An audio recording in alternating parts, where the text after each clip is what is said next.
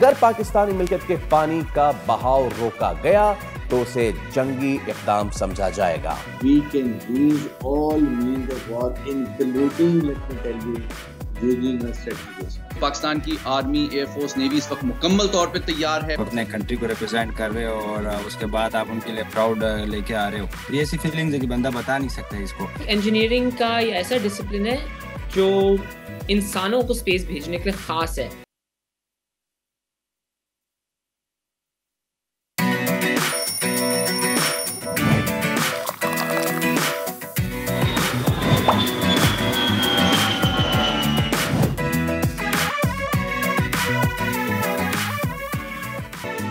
जैसे को तैसा पाकिस्तान का भारतीय हठधर्मी का तुर्की ब तुर्की जवाब, पानी रोकने की कोशिश को इक़दाम जंग समझा जाएगा। जैसा करोगे वैसा भरोगे, वाज़ेह अल्फाज में बता दिया। भारत से तिजारत मुअत्तल, फिजाई हुदूद और सरहद बंद करने का ऐलान। पाकिस्तानी हुकूमत का मौक़िफ़ दो टोक, बर वक्त और हालात के ऐन मुताबिक। सिंतास मुआहदे पर भारतीय दोगलापन खुलकर सामने आ गया। भड़कियां मारने वाली मोदी सरकार का पाकिस्तान को लिखे खत में लबो लहजा ही तब्दील। पैगाम हमले के बजाय आबादी में इजाफे और क्लीन एनर्जी की ज़रूरत का रोना गाना। तातुल के लफ्ज़ का इस्तेमाल किया बड़ा मुहतात तरीके से। मोदी सरकार सफारती मुहाज पर कुछ और सियासी मुहाज पर कुछ बता रही है। क्या बस अपने आवाम को बेवकूफ़ बनाया जा रहा है? PSL में बाबर आजम की अपने फैंस को जबरदस्त ट्रीट। लाहौर कलंदर्स के खिलाफ अहम तरीन मैच में 50 दाग दी। 56 रन की शानदार इनिंग्स पर मद्दा खुशी से निहाल। क्या बाबर की फॉर्म वापस आ गई है? आर्मी वेल्टरवेट बॉक्सिंग मुकाबले में पाकिस्तान के हाथों भारतीय हरीफ को बदतरीन शिकस्त। उस्मान वजीर ने सिर्फ 1 मिनट 40 सेकंड में भारतीय हरीफ को नॉकआउट कर दिया। फखरे पाकिस्तान आज होंगे हमारे मेहमान। और मलेरिया से बचाव का आलमी दिन। पाकिस्तान में सालाना 10 लाख से ज्यादा अफराद मच्छर के काटने से मुतासर होते हैं। बचाव का रास्ता सिर्फ सफाई और मच्छरों को अफजाइश को रोकना है, मगर कैसे, जानेंगे आज के प्रोग्राम में। अस्सलाम वालेकुम, वेरी गुड मॉर्निंग, खुशामदीद। आप देख रहे हैं दुनिया बोल है और मैं हूं सोनिया सुंदर। मैं हूं सैयद फैसल करीम। उम्मीद है कि आप सब खैरियत से होंगे। दुनिया तो है बोल, लेकिन भारत की दुनिया हो गई है गोल, बल्कि वो तो अपने लोगों को चक्कर दे रहे हैं गोल गोल, क्योंकि पहले उन्होंने पहलगाम वाकया और अब हम कह सकते हैं करवाया, उसके बाद उसके अपने मकरू अज़ाइम खुलकर सामने आ गए हैं। लेकिन दूसरी जानिब पाकिस्तान की कौमी सलामती कमेटी की जानिब से ऐसा जवाब सामने आया है जिसकी शायद भारत भी उम्मीद नहीं कर रहा था। भारत ने फॉल्स फ्लैग ऑपरेशन के नाम पर सिंतास मुआहदा, सिफारती हमले में कमी, अटारी वाघा बॉर्डर बंद करने का ऐलान किया, तो वहीं कौमी सलामती इजलास में पाकिस्तान ने सिंतास मुआहदे के ऐलान को मुस्तरद कर दिया और कहा कि अगर पाकिस्तानी मिल्कियत के पानी का बहाव रोका गया तो उसे जंगी इक़दाम समझा जाएगा। इजलास के एलामिया के मुताबिक वाघा बॉर्डर के रास्ते से भारत के जाने वाले तमाम ज़मीनी और आमदरफ्त के जो रास्ते हैं वो मुअत्तल होंगे। भारतीय शहरियों को दिए गए साख वीज़ा इस्तिस्ना स्कीम के वीज़े मुअत्तल और मनसूख किए जा रहे हैं और इस स्कीम के तहत पाकिस्तान में मौजूद सिख मजहबी यात्रियों को इस्तिस्ना हासिल होगा। तमाम भारतीय शहरियों को तकरीबन 2 दिन के अंदर अंदर जो है वो पाकिस्तान छोड़ देने की हिदायत भी जारी कर दी गई है, जबकि इस्लामाबाद में मौजूद भारतीय दिफाई, बहरी और फ़िज़ाई मुशीर नापसंदीदा शख्सियत करार दिए गए हैं। चलिए इसी पे हम बात कर लेते हैं, क्योंकि बहुत सारी डेवलपमेंट आ रही हैं। हमारे साथ मौजूद हैं, हमारे पैनल भी होंगे, ब्रिगेडियर रिटायर्ड हारिस नवाज, दिफाई तज्ज़ियाकार, और सैयद मोहम्मद अली, माहिर बैनुल अक़वामी उमूर। तो हारिस नवाज साहब, स्टार्टिंग फ्रॉम यू, हमने देख लिया और मेरे ख्याल से इस बार भारत का ये जो दावा है ये बिल्कुल फॉल फ्लैट हो गया है सर। जितने दावे उन्होंने किए कि ये हो गया वो हो गया। Let's begin with one article that I have in my hand, और वो हिंदुस्तान टाइम्स का अपना आर्टिकल है जिसमें वहाँ के वो लोग जो कि अफेक्ट हुए हैं इससे, जो विक्टिम्स के फैमिलीज हैं, they are raising a very pertinent question, और वो ये सवाल उठा रहे हैं कि इतने अहम एरिया में कैसे सिक्योरिटी फोर्सेस नहीं है। आप बताइए मुझे कैसे नहीं। देखें, सिक्योरिटी फोर्सेस हर जगह पर है। 7 लाख सिक्योरिटी फोर्सेस है वहाँ पर, और हर थोड़े बाद अरसे के देर के बाद वहाँ पर चेक पोस्ट्स हैं, और 400 किलोमीटर का फासला लाइन ऑफ कंट्रोल से ये जगह पर है जो ये पहलगाम है। यहाँ पर अब आप बताएं कि यहाँ से वाटर फेंसिंग हुई हुई है, जनरेटर लगे हुए हैं, सर्च लाइट लगी हुई है, रात को 1 किलोमीटर ये 100 मीटर से तकरीबन आप एक कॉइन भी रात को पिक कर लेते हैं। 400 किलोमीटर वो चल के गई है, यूनिफॉर्म इंडियन पहनी हुई है, रास्ते में सिविलियन नहीं है, जितने भी कश्मीरी हैं, फिर चेक पोस्ट हैं, कहाँ से निकल के गए, वहाँ पहुँचते हैं, वहाँ पर कोई फौज नहीं है, कोई फायरिंग नहीं हुई है, कोई और शोर नहीं बचा वहाँ पर बिल्कुल, ना खून के धब्बे हैं, ना जगह दिखा रहे हैं, ना उनकी शक्लें दिखा रहे हैं, वो आपने स्केच बना के दिखा रहे हैं जैसे ये किया जाता है। तो अब हम तो खुद ब खुद पैदा होता है, कश्मीरी वहाँ बोल रहे हैं कि हमने किसी को देखा ही नहीं है या कुछ वो ही नहीं है, और फिर उसके बाद वो लापता होते हैं पहले, फिर उसके बाद उनको मार दिया जाता है। तो मेरे ख्याल में ये एक इतनी गलत इनका ये स्टेज ड्रामा था जो इनको करना भी नहीं था, और दुनिया इसको बाय नहीं कर रही है मेरे ख्याल में, और इनको इतनी बेइज्जती हो रही है जिसकी वजह से ये अब ये क्या कर रहे हैं, आवाम के टेंशन डाइवर्ट करने के लिए एक वॉर हिस्टीरिया क्रिएट कर रहे हैं, और इतनी हाई पिच पे लेके जा रहे हैं कि आवाम को कि जी हम ये अटैक कर देंगे, हम ये कर देंगे, जैसे ये पाकिस्तान पैलेस्टाइन है और ये कहीं इजराइलीज है। इनको समझ नहीं आ रही पाकिस्तान एक न्यूक्लियर इस्लामिक मुल्क है with very strong fighting metal hard बना। तो ये क्या करेंगे मुझे बताइए। उसके बाद जो इन्होंने हरकतें की, अनाउंस की चीज़ें, आप वाटर टेररिज्म जो ये कर रहे हैं, कैन दे डेयर इट? आपकी अगर कोई सारा आर्टरी को आके कोई चोक कर दे, पकड़ दे और आपको सांस डालने लगे, तो will you not react violently? ये पाकिस्तान ने बड़ा क्लियर बात कर दी कि we will take it as an act of war. 25 crore अवाम का पानी कैसे आप रोक सकते हैं? We are going to play hell out of you. आपका एक एक इंच एरिया हिंदुस्तान का बॉम्बे कलकत्ता तक हमारी मिसाइल रेंज के अंदर है। हमने पूरी कॉन्टीजेंसी प्लानिंग की हुई है कि अगर आप पानी रोकते हैं तो कैसे डैम्स को हमने की तरफ जाना है, और अगर आप मिसाइल फायर करते हैं तो कैसे हम 10 मिसाइल एक के बजाय फायर करें, अगर जहाज उड़ाते हैं तो उनको कैसे करें। इनको they know it very well. जी बगैर साहब, मैं बात करना चाहूँगी उस लेटर की जो कि पाकिस्तान को लिखा गया है भारत की तरफ से। जितनी जो भड़कियाँ मारी गई थी सियासी तौर पे, और जब सफारती तौर पे जो लेटर निकल कर आया है वो बिल्कुल एक डिफरेंट है, जिसके अंदर एक लफ्ज़ जो है इस्तेमाल किया गया है एबियंस के नाम से। उस लेटर के जो आखिरी अल्फाज हैं उसमें से एक लफ्ज़ एबियंस, जिसको जब हमने सर्च किया तो उसके कई सारे आगे से मतलब निकलते हैं। सस्पेंड भी निकलता है, मुअत्तल भी निकलता है, कुछ अरसे के लिए रोकना भी निकलता है, उसके कई सारे मीनिंग्स निकलते हैं। अच्छा, इसमें सर इससे पहले कि यू स्टार्ट द थिंग, मैं चाहूँगा वो लेटर हम अपने लोगों को दिखाएं भी के एंड में। जी हाँ जनाब, में जो है ये वो लेटर है। अच्छा, इसमें इसकी वर्डिंग्स हारिस साहब बहुत ही क्रूशल हैं, और ये शुरू हो रहा है डियर मिस्टर मुर्तज़ा करके, thank you so much for treating us like that. अच्छा, वो कहा है कि जी this is with reference of government of India फला फला seeking modification of the Indus water treaty. Again seeking modification of Indus water treaty, पहली चीज ये। दूसरे पॉइंट में लिख रहे हैं these changes include significantly altered population demographics यानी आबादी के हिसाब से हम इसमें कुछ चाह रहे हैं, और क्लीन एनर्जी और ये सारी चीजें डाली हुई हैं। और फिर कहीं बचा के फिर वो कह रहे हैं कि जनाब हम इसको अबेंस में जा रहे हैं। यू नो हारिस साहब, जैसे कि आपने भी कहा, ना रोक सकते हैं पानी ना मोड़ सकते हैं पानी, हाँ लेकिन अपने लोगों की आंखों में धूल जो है वो जरूर झोंक सकते हैं। सो प्लीज मैं चाहूंगा आपका comment on this false flag letter as well. देखिए, ये इसमें बड़ा क्लियर ये शो कर रहे हैं लीगली कवर करने के डेमोक्रेट चेंजेस हैं, and we seek to amend means के हम आपसे रिक्वेस्ट कर रहे हैं अदर मीन, क्योंकि ये जब तक पाकिस्तान और इंडिया दोनों बाहमी रजामंदी से ये इसको चेंज नहीं करते, nobody can change a world, that's why they written. और ये जो कर रहे हैं, ये जो हेल्प कर रहे हैं, थोड़ी देर के लिए सस्पेंड कर रहे हैं, इन्होंने बंद नहीं किया, ना ये बंद कर सकते। और अगर बंद करेंगे भी तो mean when you say act of war, we can use all means of war including, let me tell you, using our strategic assets.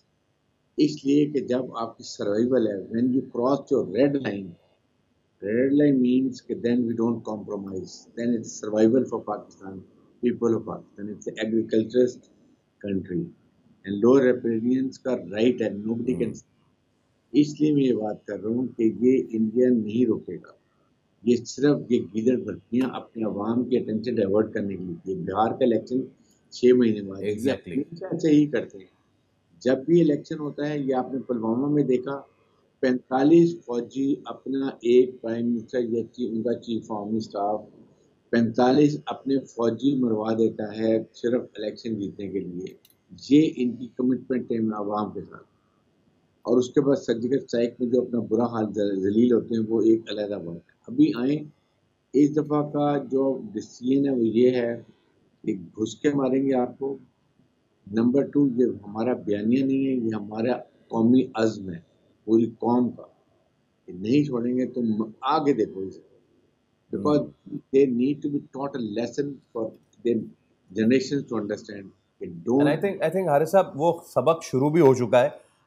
कल जो है उनका एक बीएसएफ का जवान, अच्छा मज़े की बात, मज़े का खेज बात ये है कि सारी गलती ना इस दुनिया में पाकिस्तान की है, लेकिन वहाँ से कुछ होता है ना तो गलती से हो जाता है। तो वो जो इंडियन मीडिया से लेके उनके सरकारी जो बयानात हैं वो ये कि जी आज बीएसएफ जवान मिस्टेकनली क्रॉसेस द बॉर्डर। ये अगर मिस्टेकनली कोई जवान बॉर्डर क्रॉस कर रहा है तो सबसे पहले तो आप फारिग कर दें उसको अपनी रिजर्व फोर्सेस से, क्योंकि वो इस लायक, इस अहल ही नहीं है, you know as an ex soldier, वो इस लायक ही नहीं है कि वो आपके उस फोर्स में भर्ती हो जहाँ पे मिस्टेक की कोई गुंजाइश नहीं है सर। नहीं, ये देखें कि ये बॉर्डर सिक्योरिटी फोर्स का जवान जो वहाँ मौजूद है उसको नहीं पता लाइन पर बैठे रहे। जो हमारे कश्मीरी बेचारे बच्चे लड़के मवेशी चलाते हुए इनएडवर्टेडली अगर लाइन क्रॉस करते, इनको ये पकड़ भी नहीं गई। 56 लोग इन्होंने पकड़े रखे हैं जो हमारे माहिर, और ये जो बेचारे गलती से बॉर्डर क्रॉस कर ले रहे हैं जिनको समझ नहीं आती कि उनको पकड़ के 20-20 साल रखा हुआ है। और अभी ये प्लान भी ये कर रहे हैं कि इन्हीं को ये उठाएंगे, कुछ लड़कों को उनको मारेंगे, कहेंगे ये पाकिस्तान से आए थे, दहशतगर्द थे और हमारी सिक्योरिटी फोर्सेज ने मार दी, और उनको मारेंगे पकड़ के और उनसे बुलवाएंगे ज़बरदस्ती कि ये हमें पाकिस्तान ने भेजा है, यहाँ में दहशतगर्दी करनी थी, हम दैश मोहम्मद के हैं या फलां लश्कर तैयबा के हैं। ये काम इनके करते हैं। मैंने तो कहा पाकिस्तान हुकूमत को पहले ही चाहिए सबकी तस्वीरें और नाम टीवी पे दिखा दें, ताकि कल को मारा जाए तो बताया नहीं ये देखें ये कैदी था, इन्होंने ये इस तरह के, ये किसी भी लेवल पे जा सकते। ये जो 4 का खतरनाक दहशतगर्दों का टोला है ना, जो अखंड भारत को लेके चलते हैं, नरेंद्र मोदी, अमित शाह, राजनाथ सिंह और अजीत डोभाल, ये हैं जो एक्सट्रीमिस्ट हैं, और ये लेके सारा इसको सत्यानाश इंडिया का एक जो चेहरा था ना सेकुलर का, वो खत्म कर रहे हैं। और उसके बाद इनकी आपको पता है कि मणिपुर में क्रिश्चियन के साथ इन्होंने क्या किया, सिखों के साथ क्या कर रहे हैं, कश्मीरियों के साथ क्या कर रहे हैं। उसके बाद आपके सामने नॉर्थ ईस्टर्न साइड पे सारी एंसलेट मूवमेंट कितनी चल रही है, मिजोज, नागाज, आसामी, सब इनके खिलाफ खड़े लड़े। बांग्लादेश तक ने इनको जूता मार के हटा दिया। अब ये रीजन में कोई इनके साथ है, इमेजिन करें आप, प्लाट में ये चीजें कर रहे हैं और फिर टेररिस्ट डिक्लेयर हो गए हैं। कनाडा में इन्होंने मारा, सिखों मारा, अमेरिका में स्पॉन्सरशिप पकड़ी गई, पाकिस्तान में 20 हमारे जो कश्मीर पाक को सपोर्ट करते थे। ग्लोबल टेररिज्म ये कर रहे हैं। पाकिस्तान बलोचिस्तान में क्या कर रहे हैं, काबुल एम्बेसी में बैठ के केपीके में क्या कर रहे हैं, ये टोटली एक्सपोज हो गए। इसलिए ये सब चीज़ें कर रहे हैं कि अवाम की टेंशन डाइवर्ट हो, दुनिया की टेंशन डाइवर्ट हो, अपने को विक्टिम जो टेररिज्म में विक्टिम है वो तो पाकिस्तान है। आपके सामने जिसका 1 लाख करीब लोग फौजी और सिविली शहीद हुए, $150 बिलियन का लॉस, इकोनॉमिक लॉस है, and still we fighting terrorism, और सब इंडिया का किया जा रहा है। लेकिन हमारी बात ये कि हमें और प्रोएक्टिव होने की जरूरत है, इंडिया को एक्सपोज करें। अच्छा, और हारिस साहब अब इसमें ये है कि ये इतना भोंडा ड्रामा इस बार था कि जो ये बेचारे अपने मीडिया पे दिखा रहे हैं, जिस कपल को उन्होंने दिखाया कि ये इनके लास्ट मोमेंट्स थे बिफोर द डांस, वो खुद बेचारा आके बोल रहा है भाई ये हम नहीं है, हम जिंदा हैं। एक तो चीज़ ये हो गई। Then again referring to another article which I have in my hand of that very newspaper, उसमें जो है एक महाराष्ट्र का रेजिडेंट है जो कि सर्वाइव किया है इस अटैक को, उसने बड़े संगीन इल्ज़ामात लगाए और संगीन सवालात उठाए हैं। नाउ जनाब आली सुनिए, सुनते जाइए। एक जो ये वाक़या हुआ है बेसरन वादी में, nearest security camps are located few kilometres away. अब इनमें कौन कौन है? Central Reserve Police Force CRPF 7 kilometre away, Rashtriya Rifles RR of the army 5 kilometre away. एक पूरे रेडियस में घिरी हुई है ये वादी, उसके बावजूद ये चीजें हो जाती हैं। इसका मतलब हारिस साहब ये है कि दाल में कुछ काला नहीं है, दाल पूरी काली है, जल गई है। बिल्कुल। और उसके बाद यहाँ से इन्होंने ट्रुप्स को रिमूव भी किया है 2 दिन पहले। आप ये देखें, हटा लिए ताकि किसी को पता कुछ न चले, और फिर आप पहले लापता करते हैं, उनकी फैमिलीज को पता चलता है कि सब गायब हो गए, फिर उसके बाद ये उनको मारते हैं। और जो तस्वीर दिखाते हैं वो नेवल ऑफिसर की बीवी बैठी हुई वादी का नज़ारे कर रही है, वो सो रहा है, और उसकी तस्वीर पुरानी, और वो पीट रहे हैं, खुदा के लिए हम जिंदा हैं, हमारे हमारे क्यों हमारे पर जुल्म कर रहे हो। यहाँ तक ये इनका हाल है। फिर गुलबचन यादेव की मिसाल आपके सामने, अभी तक मौत का मुजरिम हमारे पाकिस्तान के अंदर है। ये शेमलेस यकीन करें। I don't talk about all Hindus. देखिए, मॉडरेट हिंदूज हैं जो कि इसके खिलाफ भी बोल रहे हैं, बिल्कुल बहुत पॉलिटिशियन में भी बात कर रहे हैं, लेकिन ये जो अखंड भारत के एक्सट्रीमिस्ट आरएसएस के हमले हैं, ये सर कुछ उठा रहे हैं, और जब इलेक्शन होता है इसी तरह करते हैं। आई थिंक पाकिस्तान ने बहुत बिफिटिंग जवाब दिया है। ये जो इनकी एयर फ्लाइट बंद की है ना, ये इनको बिलियन ऑफ डॉलर का लॉस होगा। आप सोचें कितना लंबा रूट 7-8 घंटे का फालतू पड़ेगा जब इंटरनेशनल फ्लाइट जाएगी। इनका पेट्रोल खर्च, उसके बाद फेयर किराया बहुत बढ़ जाएगा। लोग इंडियन इनकी एयरलाइन में नहीं जाएंगे, बल्कि वो फॉरेन एयरलाइन में जाएंगे जो कम एयर होगा, शॉर्ट रूट होगा। इंडियन एयरलाइन पहले ही बड़ी मुश्किल में गिरफ्तार है, और अब इसका बिल का भट्टा बैठ के रख देगा। तो ये इनको फिर $1.2 बिलियन का जो ये एक्सपोर्ट करते थे पाकिस्तान को, वो हमने इसका स्टॉप कर दिया। अफगान ट्रांजन को जो चीज़ें भेजते थे वो हमने रोक दी। तो ये इनको, ये हिंदू को जो कारोबारी नुकसान होता है ना, ये बनिया, वो ये बर्दाश्त नहीं करते। अच्छा, अब नाउ द थिंग इज कि मैं हारिस साहब, भारत ने तो जो गीदड़ भपकी मारनी थी वो मार दी। पानी बंद करेंगे, नहीं कर सकते। रुख मोड़ सकते हैं, नहीं मोड़ सकते। ऑलरेडी जो चीज़ें क्लोज्ड हैं उनको कह रहे हैं कि हम क्लोज करेंगे जी, बहुत शुक्रिया। मैं चाहूँगा कल का जो इजलास हुआ है जिस पे पूरे पाकिस्तान की अस्करी और सियासी क़यादत मिलकर बैठी, कितना बिफिटिंग रिप्लाई दिया है और कितने प्रैक्टिकल रिप्लाई दिया है, प्लीज़ बताइए। देखें फैसल, बात ये है कि नंबर 1, पाकिस्तान ने ये एक प्रूफ कर दिया है कि पाकिस्तानी जो पाकिस्तान है ये बहुत ही मेच्योर रिस्पॉन्सिबल न्यूक्लियर स्टेट है। हमने कोई ऐसी बात नहीं की कि इससे पता चले, जिस तरह ये कहते हैं कभी इनके एनरिच्ड यूरेनियम जो है वो चोरी हो जाता है, कभी मिसाइल पाकिस्तान में गिरा देते हैं, कमांड एंड कंट्रोल का सिस्टम नहीं है, ऑब्सोलीट मिसाइल टेक्नोलॉजी है इनकी। अक्सर जब ये टेस्ट ट्रायल करते हैं इनके लोगों के ऊपर ही गिर जाता है ये इतना बिफिटिंग जवाब है, और नपतुल है कि इनको अब समझ नहीं आ रही कि मकसद क्या हो रहा है। पाकिस्तान ने एक्ट ऑफ वॉर कह दिया। सिर्फ act of war means use of all means available to Pakistan for the survivability of Pakistan nation due to any shortage of water. हमने इनसे ताल्लुकात, मैं तो अभी भी कहता हूँ ये 30 का हमला जिनका रोक लिया ना, इनको वापस भेज दो, खत्म करें। We don't want to talk to them. As long as BJP की गवर्नमेंट है, we should refuse to have our this relationship with them. No, ये एम्बेसी था हमारी, इनकी नहीं, इनकी खत्म करें। We don't need. जब हमारे से ताल्लुक ही नहीं तो why should we have it. जो 370 के किया, एब्रोगेट किया, 35A किया, उसके बाद हमने जाफर एक्ट जो उन्होंने किया, एक्चुअली हमने भी अपनी कमजोरी दिखाई। जाफर एक्ट पे हमने के खिलाफ एक्शन किया। Why we been very vocal on this के इंडियन ने ये किया सर, कि जबकि हमारे सारे प्रूफ भी थे। हमने जब भी इल्जाम लगाया 100% प्रूफ और डोजर तैयार के साथ। इनके पास एक नहीं है बात। आई थिंक पाकिस्तान को चाहिए कि इनके जितने हमारे दुनिया के एम्बेसडर थे इस्लामाबाद में, उनको ब्रीफ करें और उनको दिखाएं कि व्हाट इंडिया इज डूइंग।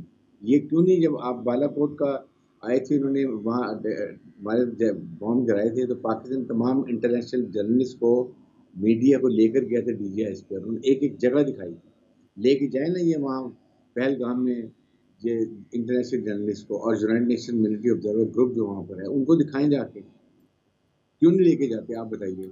इसका मतलब कि ये वहाँ पर उनका भरना टूट जाएगा। लेकिन जिनको ये जो कोरियोग्राफी है ना ये भी नहीं करनी आती, ड्रामा में नहीं नचाना, और इनको ये नहीं पता कि इनके 60% लोग बिलो पॉवर्टी लेवल रहते हैं, सड़कों में सोते हैं। खुदा का शुक्र है पाकिस्तान में एक भी जो लोग नहीं है जो सड़क पर सोते हैं।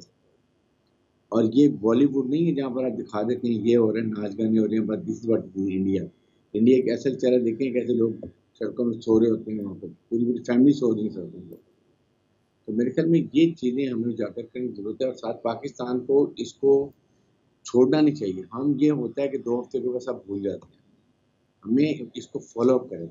आप रशिया को बताएं, चाइना को बताएं, ईरान को बताएं, सऊदी अरब को बताएं, तुर्किया को बताएं, अपने रीजन में बताएं कि अगर खुदा न खास्ता अगर कश्मीर में लड़ाई भी शुरू होती है तो लड़ाई के डायनेमिक्स जो होते हैं ना वो आप किसी को नहीं पता है कहाँ जाके एंड होगी वहाँ, और वो उसके आग के शोले जो हैं वो इस पूरे रीजन में जाएंगे और इसके फॉलोअर्स जो हैं वो देखेंगे वो ग्लोबली। तो ये हमें सबको बताना चाहिए, और आई एम श्योर कि बता भी रहे होंगे, और अमेरिकन को बताने की जरूरत है जिनकी ये प्रॉक्सी है जो इसको यूज़ करते हैं चाइना के लिए और पाकिस्तान के लिए, साउथ चाइना सी के लिए। तो मेरे ख्याल में ये चीज़ों का वक्त आ गया, we have very very proactive, और हमें इंडिया से कोई ताल्लुकात नहीं रखने की जरूरत।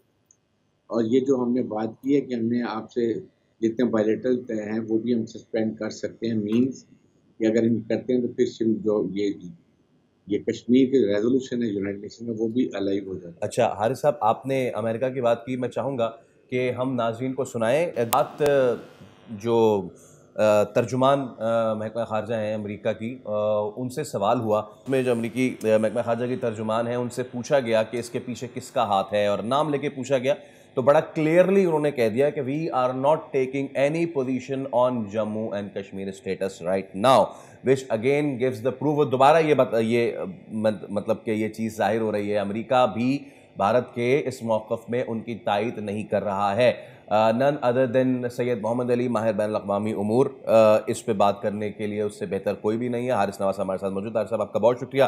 Syed Mohammad Ali, welcome to the show. और आपसे पहला सवाल यही है, भारत जो इससे बैन अल-अक़वामी मकासद हासिल करना चाह रहा था, it fell flat just like their drama. जी बिल्कुल, पिछले 48 घंटों के दरमियान जो आपने देखा कि क्राइसिस इवॉल्व हो रहा है, उसमें परसों तो आपने देखा बड़े गैर जिम्मेदाराना और गैर संजीदा किस्म के इल्ज़ामात और ऐलानात भारत की जानिब से किए गए, और कल फिर आपने देखा कि एक जामिया और हमजहत और कम्प्रीहेंसिव और मौसर जवाब नेशनल जो हमारी सिक्योरिटी कमेटी है उसके एलामिये के ज़रिए से दिया गया, जिसके ज़रिए से ये साबित होता है कि हर डोमेन में, चाहे वो इकोनॉमिक हो, लीगल हो, डिप्लोमेटिक हो, स्ट्रेटेजिक या मिलिट्री हो, उसमें पाकिस्तान ने एस्केलेशन डोमिनेंस हर डोमेन में भारत के ऊपर अचीव कर ली है। और अगर मुस्तकबिल में मज़ीद कोई एस्केलेशन या गैर जिम्मेदाराना हरकत की जसारत की जाती है तो पाकिस्तान हर डोमेन में भरपूर एक स्ट्रॉन्ग और मुदल्लिल जवाब देगा और एस्केलेशन डोमिनेंस को अचीव करेगा। आप देखें इकोनॉमिक डोमेन हो तो इकोनॉमिक डोमेन में भी हमने उनको बहुत बड़ा एक तरह से लॉस कॉज किया है कि उनका जो इंटायर 60-70% इंटरनेशनल ट्रैफिक है मगरबी यूरोप, नॉर्थ अमेरिका की जानिब, वो अब लॉन्गर रूट से जाएगा तो उनके रेट्स भी बढ़ जाएंगे, उनका फ्यूल कॉस्ट बढ़ जाएगी, जिसकी वजह से वो कंपेटिटिव नहीं रहेंगे पूरे वेस्टर्न हेमिस्फीयर की तरफ। दूसरी बात ये कि लीगल डोमेन में देखा जाए तो पाकिस्तान ने बहुत ही ज़बरदस्त जवाब दिया है, क्योंकि एक तो उन्होंने बताया कि जनाब इंडस वाटर ट्रीटी में आप जानते हैं कि उसके मुअत्तल करने की ऑप्शन ही नहीं है, ना पाकिस्तान के पास ना इंडिया के पास। और दूसरी बात ये कि अगर आप करेंगे तो फिर पाकिस्तान तमाम दो तरफा मुआहदे इंक्लूडिंग शिमला एकॉर्ड को भी मुअत्तल कर सकता है, जिसके नतीजे में जो कश्मीरियों की देरीना ख्वाहिश है कि ये जो मसनूई लाइन ऑफ कंट्रोल है इसको भी ख़त्म कर दिया जाए, क्योंकि दोनों फैमिलीज जो डिवाइडेड हैं वो आपस में मिल सकें और भारत का जो कब्जा है वो मज़ीद डीलेजिटिमाइज हो। और फौजी एतबार से मैं समझता हूँ कि पाकिस्तान की आर्मी, एयरफोर्स, नेवी इस वक्त मुकम्मल तौर पे तैयार है, पाकिस्तान की स्ट्रेटेजिक फोर्सेस मुकम्मल तौर पे तैयार हैं। आप जानते हैं कि तकरीबन 6 साल कबल जब स्विफ्ट विटॉल्ट हुआ था और बालाकोट पे हमले की कोशिश की थी भारत ने, तो उस वक्त lieutenant general Syed Asim Munir DGISI थे, आज वो आर्मी चीफ हैं। उस वक्त हमने किसी हद तक दरिया दिली और हमदर्दी का और बुर्दबारी का मुजाहरा किया था। ऐन मुमकिन है इस गलती अगर दोबारा की गई तो पाकिस्तान उस सब्र तहम्मुल का मुजाहरा इस दफ़ा ना करे। और सबसे खुशाइन बात यह है कि आपने देखा 2-2.5 साल से पाकिस्तान में जो सियासी माहौल था वो भी इस कशीदगी के नतीजे में मुस्बत अंदाज में बदल गया है, और तमाम सियासी जमातें जो हैं अपने इख्तिलाफात, चाहे वो पानी का इशू हो, सियासी मामलात हों, उनको बालाए ताक रख के पाकिस्तान की क़यादत और फौज के शाना बशाना खड़ी हो गई हैं। तो एक तरह से भारत ने गलती ये की है कि दोबारा से पाकिस्तान को मुस्तैद, मुत्तहिद और मजबूत कर दिया है, और पाकिस्तान की कौम मुकम्मल तौर पे तैयार है कि अगर भारत ने दोबारा कोई गलती की तो हम इस दफ़ा उसको नुकसान भी ज़्यादा पहुंचाएंगे और शर्मिंदा भी ज़्यादा करेंगे। अली साहब, एक चीज़ ये कि जिस तरह भारत का कोई भी साथ नहीं दे रहा है इस मामले में कि वो पाकिस्तान को इसका मुर्द इल्ज़ाम ठहराए, मैं चाहूँगा एक चीज़, और वो ये कि कोई कितना फाशिस्ट हो सकता है, कोई कितना कोल्ड ब्लडेड हो सकता है, ये हमारी जिम्मेदारी है कि हम दुनिया को दिखाएं। भारतीय मीडिया ने अब ये करना शुरू किया है कि एक तो उन्होंने वो जो हमास वाला वाक़या था उसको दहशतगर्दी और उससे जोड़ना शुरू किया है, और दूसरा ये कि इस वाक़े को उस वाक़े से जोड़ के ये बताया गया कि जैसा वहाँ हुआ बॉडी कैम इस्तेमाल किए गए, वैसा ही यहाँ हुआ बॉडी कैम इस्तेमाल किया गया, हालांकि उसके भी अभी तक सबूत नहीं आए हैं, जिससे अब वो एक इस तरह का माहौल बनाना चाह रहे हैं कि जिस तरह इसराइल ने किया गाजा में, हम क्यों नहीं कर सकते, तो कर लें फिर। क्या कहते हैं सैयद अली साहब? बहुत अच्छा सवाल किया आपने। देखिए, मैं मुख्तसरन मवाजना कर देता हूँ कि इसराइल, फ़लस्तीन और पाकिस्तान और भारत में क्या फ़र्क है।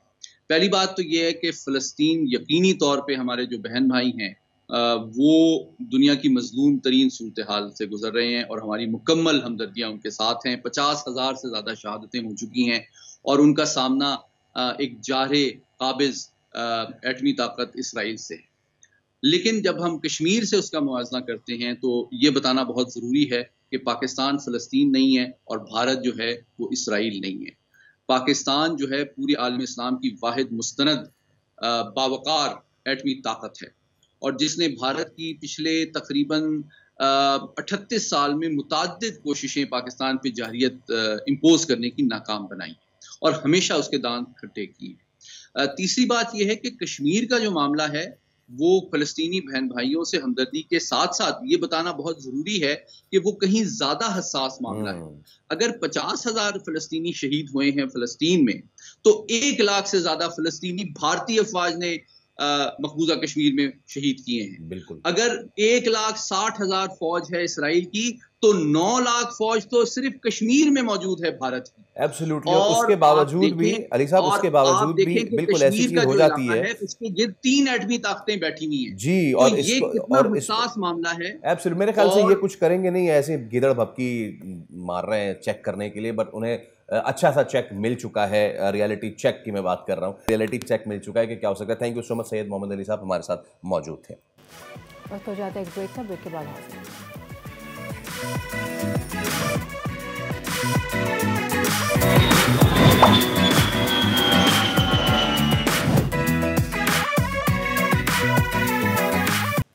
तो एक जानिब भारत को धूल चटाई जा रही है सिफारती और सियासी और अस्करी मैदान में, तो ऐसे में खेल का मैदान जो है उसको हम कैसे छोड़ दें। और कहना पड़ेगा एक मरतबा फिर भारत पाकिस्तान ने भारत को धूल चटाई, और इस बार बॉक्सिंग रिंग में आलमी वेल्टरवेट बॉक्सिंग मुकाबले में पाकिस्तानी बॉक्सर उस्मान वजीर ने भारतीय हरीफ ईश्वरन को शिकस्त दे दी, और शिकस्त भी ऐसी कि याद रखी जाएगी।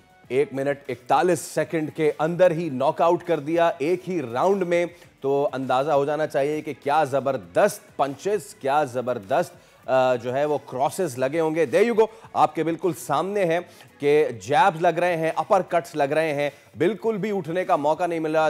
ये था वो मुक्का कि जिसके बाद दिन में तारे और पता नहीं क्या क्या नज़र आ गए होंगे ईश्वरन को। पाकिस्तानी बॉक्सर उस्मान वजीर फ़ख्र पाकिस्तान, उन्होंने अपना सिर्फ दिफा किया अपने बेल्ट का, बल्कि भारतीय हरीफ को नॉकआउट किया। और ख़ातिन हज़रात, ये तमाम तर उस वक्त में हो रहा है कि when there is a so called tension. Usman Wazir आज हमारे साथ ही मौजूद हैं। उस्मान, अस्सलाम वालेकुम, गुड मॉर्निंग और बहुत बहुत मुबारकबाद। सबसे पहले तो फ्रॉम आवर बिहाफ कैसा महसूस कर रहे हैं?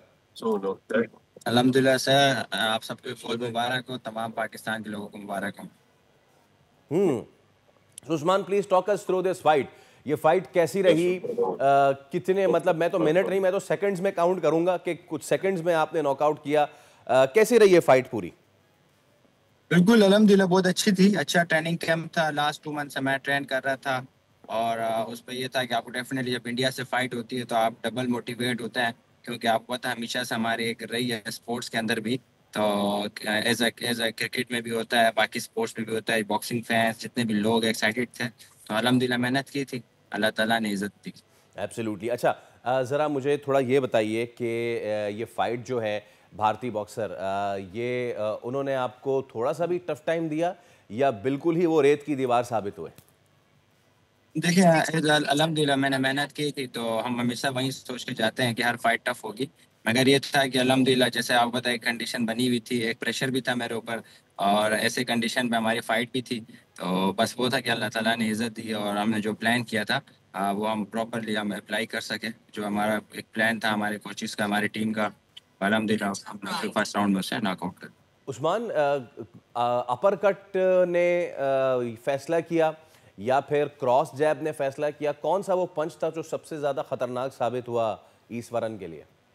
जी, ओवर ओवर राइट हैंड इसे लगा फर्स्ट टाइम, जो हम टारगेट कर रहे थे, क्योंकि ये बार बार ओपन दे रहा था, मैं इसे फेंट कर रहा था जैब से, तो ये बार बार अपना हाथ नीचे कर रहा था। तो वो हमारा शुरू से टारगेट था और वहीं इसने किया, तो उसी में मुझे फर्स्ट चांस मिला कि मैं इसे लाइक ओवर राइट हैंड मारूं, तो वो इसे कनेक्ट हुआ, तो उसके बाद फिर बाकी सारे पंचेस भी लगे।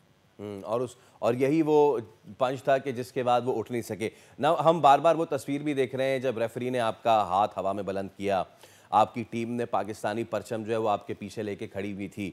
मैं चाहूँगा देखने वालों को बताइए पर्टिकुलर ये मोमेंट कैसा होता है जब आपका हाथ रेस किया जाता है कि जी ही इज़ द विनर, और फिर आप परचम आपके पीछे होता है, सब्ज़ लाली परचम, ये फील कैसे होती है?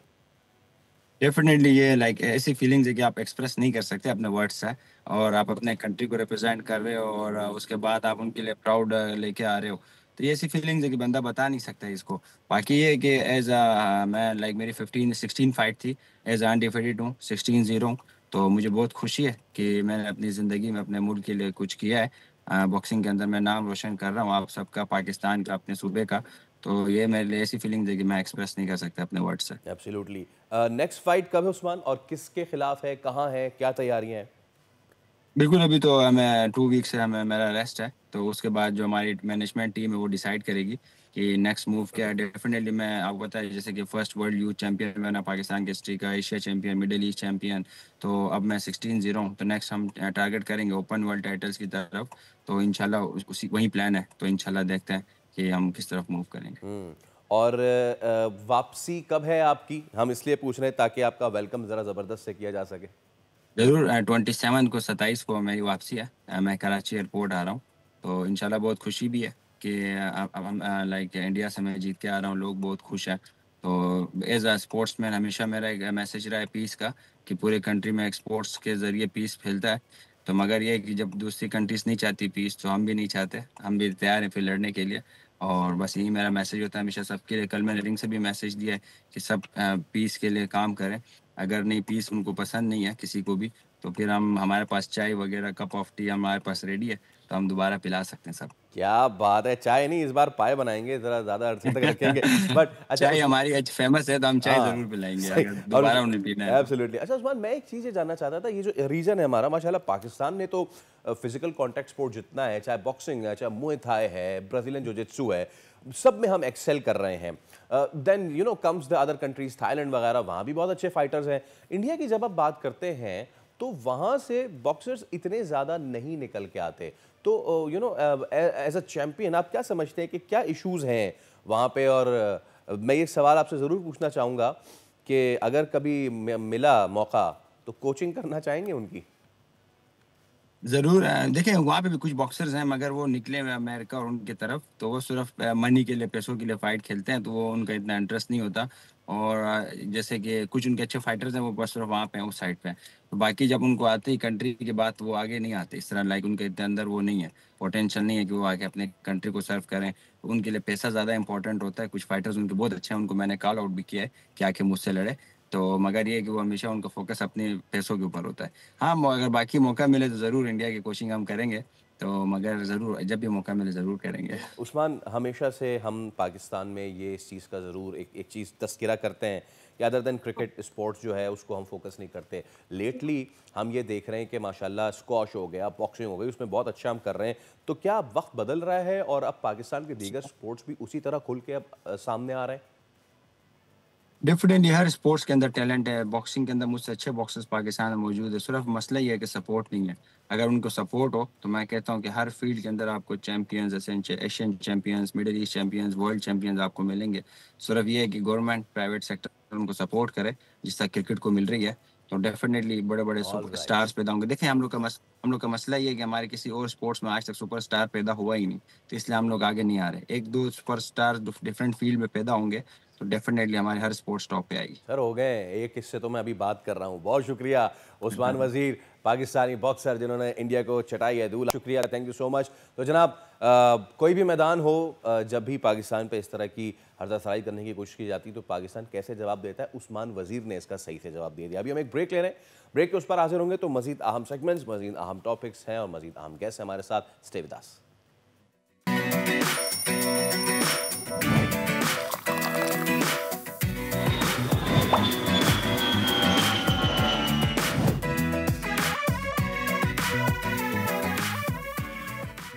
एक मतलब फिर आपको कहेंगे दुनिया बोले में खुशामदीद। उम्मीद है कि आपके दिन का आगाज़ बहुत अच्छा हुआ होगा। प्रोग्राम को आगे बढ़ाते हैं। क्या अब आने वाली जंग पानी पर होगी? भारतीयों ने और भारत ने पहलगाम हमले का बहाना करके संतास माहदे को मनसूख कर दिया है और बाज़ाब्ता भारतीय हुकूमत ने संतास माहदे की मअतली से पाकिस्तान को आगाह भी किया है। भारतीय सेक्रेटरी आबिद साइद ने पाकिस्तानी हम मनसब को ख़त के ज़रिए आगाह किया और ख़त में कहा गया है कि भारत संतास माहदा मुअत्तल कर रहा है। भारतीय हुकूमत ने संतास माहदे को मुअत्तल करने का फ़ैसला किया है। इतलाक़ फ़ौरी तौर पर होगा। 1960 में यानी कि 1960 में वर्ल्ड बैंक की सालसी में होने वाला मुआहदा पाक भारत के दरमियान 3 जंगों के दौरान कायम रहा, क्योंकि इसका मकसद यही था कि पानी को जंग का ज़रिया ना बनाया जाए। आज अगर मोदी हुकूमत उसे मुअत्तल करने पर तुली हुई है तो ये अमल आलमी क़वानीन की संगीन खिलाफ वर्जी होगा और अमलन एक खामोश ऐलान जंग के मुतरादिफ है। इसी पे बात कर लेते हैं। Water expert doctor Hasan Abbas हमारे साथ मौजूद है। डॉक्टर साहब अस्सलाम वालेकुम, अ वेरी गुड मॉर्निंग। और हम भी भारतीय लतीफ़ों से महसूस हो रहे हैं, आप भी यकीनन भारतीय जो चुटकुले हैं उनसे महसूस हो रहे होंगे। Now coming to the thing, ये जो वर्ड है हसन अब्बास साहब के अबेंस, ये इस ट्रीटी के ज़ुमरे में इसको हम कैसे देखें? What does this imply, what does this implicates? देखिए, पहली बात तो ये है कि क्योंकि ट्रीटी में इस चीज़ का कोई जिक्र नहीं है, क्योंकि हाइड इन अबायंस चीज़ हो सकती है या कुछ सस्पेंशन हो सकती है, तो इसका मतलब है कि इसका ताल्लुक ट्रीटी के साथ नहीं है, ना ये ट्रीटी की उसमें लीगल लैंग्वेज में आता है वर्ड। तो अगर इन्होंने वर्ड यूज किया तो इसकी इंटरप्रिटेशन कोई भी कर सकता है और हर कोई अपनी मर्जी से कर सकता है। और इससे पहले कि कोई हमें बताए कि इसका ये मतलब है या वो हमें बताएं कि इसका ये मतलब है, कि हम किसी से जाके पूछेंगे इसका क्या मतलब है, हम मजाज हैं इस बात के कि हम इसका अपना मतलब निकाल लें और वही मतलब हमारे लिए ठीक होगा। हम इसका हम इसका अपना मतलब ये निकालते हैं कि इंडिया ने ट्रीटी को फॉलो करना बंद कर दिया। हम इस ट्रीटी की वजह से पाबंद थे कि हम इनके खिलाफ किसी किस्म की कोई कानूनी चारागोई करते, उन इंटरनेशनल कवानीन की वायलेशन की जिनको ये ट्रीटी प्रोटेक्ट कर रही है इनको। मसलन ये हमारे दरिया को पोल्यूट कर रहे हैं, ये 4 गंदे नाले पाकिस्तान में भेज रहे हैं, गंदा हमारे एनवायरनमेंट को खराब कर रहे हैं। ये इंटरनेशनली एक जो है वो जुर्म है जिसपे हम इनके खिलाफ मुकदमा कर सकते हैं, लेकिन ट्रीटी क्योंकि इजाजत देती है इस बात की, इसलिए हम नहीं कर सकते। तो अब क्योंकि अगर हम इनके ऊपर मुकदमा करें तो वो कहेंगे कि ट्रीटी को वायलेट कर रहे हैं, लेकिन अब क्योंकि ट्रीटी इन्होंने सस्पेंड किया तो हमें तो जबरदस्त मौका मिल गया कि हम फौरन जाएं। हम कहेंगे कि ट्रीटी उन्होंने सस्पेंड की है और अब क्योंकि जब तक ट्रीटी उन्होंने सस्पेंड की हुई है उस वक्त तक हम इसका ये मुकदमा जो दायर कर दें कि ये हमारे दरियाओं को गंदा कर रहे हैं। उसके बाद भले ये कहेंगे नहीं हम वापस आ गए ट्रीटी से, लेकिन वो मुकदमा दर्ज हो जाएगा हमारा इंटरनेशनल कोर्ट में और फिर हम उसको लड़ेंगे। फिर हम इनसे वो दरियाओं में जो हमारे गंद डाल रहे हैं वो गंदे नाले बंद करवाएंगे। उसके बाद में दूसरी चीज जो हम इसी दौरान कर सकते हैं फौरी तौर पे, इन्होंने ये ट्रीटी में हमारे 3 दरिया ये कह के बंद करवाए थे कि इन्होंने राजस्थान में आपाशी करनी है, नहरें बनानी और राजस्थान को ग्रीन करना है, इसलिए इनको तमाम 3 दरियाओं का सारा पानी चाहिए। अब 60 साल गुजर गए हैं और राजस्थान में 1% भी डेजर्ट ग्रीन नहीं हुआ। उधर 3.8 मिलियन एकड़ फुट का इनका प्रोजेक्ट जो है वो बिल्कुल डेजर्ट का डेजर्ट है। तो अब हमारे पास दूसरी ऑप्शन ये है, दूसरी अपॉर्चुनिटी हमारे पास ये है कि हम फौरन जाके इसके ऊपर भी मुकदमा करने की, जी हमारे 3 दरिया वापस करो, तुमने जिस बहाने से लिए थे वो बहाना तुम 60 साल में वो काम नहीं कर सके, इसलिए वो 3 दरिया भी वापस करो। तो हम फौरन इंटरनेशनल कम्युनिटी में जाके इनको बताएं कि जी ये पोल्यूशन फेंकना बंद करें और हमारे दरिया वापस करें और इसका एनवायरमेंटल केस बनाएं। दुनिया में कोई इस वक्त अदालत एनवायरमेंट के खिलाफ किसी किस्म का कोई प्रोजेक्ट सुनने के लिए तैयार नहीं है। हमारा इस वक्त लीगल केस इतना स्ट्रांग है जितना 1948 में भी नहीं था, जितना 1960 में भी नहीं था। हमारा बहुत स्ट्रांग लीगल केस है और हमें इनकी जो भी इन्होंने ये हिमाकत की है, बेवकूफ़ी की है, हमें इसका फायदा उठाना चाहिए। जी अच्छा, अब इसमें एक चीज़ ये है सर कि जब ये अवेंस की बात आती है, क्या हम इसको ऐसे इंटरप्रेट कर सकते हैं कि ये जो स्टैंडिंग मैकेनिज्म है for cooperation and conflict resolution which means Indus commission, ये जो इन्होंने अपने अवाम को खुश करने के लिए कहा है कि हम रोक देंगे पानी, लेकिन खोदा पहाड़ निकला चूहा के मुतरादिफ वो जो कमीशन है, वो जो मिला करता था वो नहीं मिलेगा और वो इंफॉर्मेशन एक्सचेंज नहीं होगी। It limits to that thing, right? नहीं जी, देखिए जब उन्होंने कहा ना कि ट्रीटी पूरी हेल्ड इन अबेयंस है, तो वो सिर्फ कमीशन तक महदूद नहीं है। ट्रीटी में तो हर चीज है। ट्रीटी में तो इनका गंदा पानी भी आ रहा है, इनके दरियाओं के वो जो बहाने हैं वो भी आ रहे हैं, इनकी जो इन्होंने ह्यूमन राइट्स वायलेशन किए हैं इस ट्रीटी के थ्रू, जो इंडस डेल्टा तबाह हुआ है, वो सब कुछ इस ट्रीटी की वजह से हो रहा है हमारे साथ। हम तो पता नहीं किस पोजीशन में थे, कितने कमजोर थे, कितने मजबूर थे कि हमने ये ट्रीटी साइन कर दी। इसमें तो देखें, ना हमें पोल्यूशन से निजात मिली जो कि लोअर राइपेरियन का हक होता है किसी ट्रीटी में, ना हमें डाइवर्जन से निजात मिली जो कि लोअर राइपेरियन का हक होता है। जितनी डाइवर्जन कर सकते थे कर गए, जितनी पोल्यूशन फेंक सकते थे फेंक रहे हैं। और तीसरी चीज डैमिंग, तो इस ट्रीटी ने उनको अनलिमिटेड नंबर ऑफ डैम्स बनाने की इजाजत दी, तो हमें तो कुछ भी नहीं मिला। ट्रीटी ने तो इनको प्रोटेक्ट किया है उन तमाम जराइम से जो ये करना चाहते थे, और इन्होंने वो ट्रीटी लिख के उनको लीगल करवा लिया कि हम पाकिस्तान की मर्जी से जराइम कर रहे हैं, पाकिस्तानी जराइम में शामिल है। हमें तो इस चीज का पूरा फायदा उठाना चाहिए कि हम फौरन इसको छोड़ें और आगे चल पड़े। जी, वैसे डॉक्टर हसन, मेरा सवाल वैसे ही एक एज अ लेमैन मेरे जहन में एक बात आई कि जो भारत इतना चिल्ला रहा है कि हम पानी बंद कर देंगे, हम ये कर देंगे, तो एक बड़ी मकदार का पानी है ना ये, और इतने सालों से पाकिस्तान में आ रहा था। अगर ये बंद कर देंगे तो पानी ये रखेंगे किधर? इनके पास क्या ऐसा इंतजाम है बंद करके उल्टा इनका? पहली बात तो ये है कि ये सवाल मुझसे और लोगों ने भी पूछा है। पहली बात तो ये कि बंद कैसे करेंगे, इधर से बंद करेंगे। टूटियां लगी हुई है, इंडस दरिया के ऊपर टूटी लगी हुई है, सतलुज के ऊपर उधर ये अपने चनाब पे टूटी लगी हुई है, झेलम की टूटी है, जो इनके हाथ में बंद कर देंगे। भाई देखें, यही तो एक बहुत बड़ी मिथ है जो 1960 से ऑनवर्ड फैलाई जा रही है।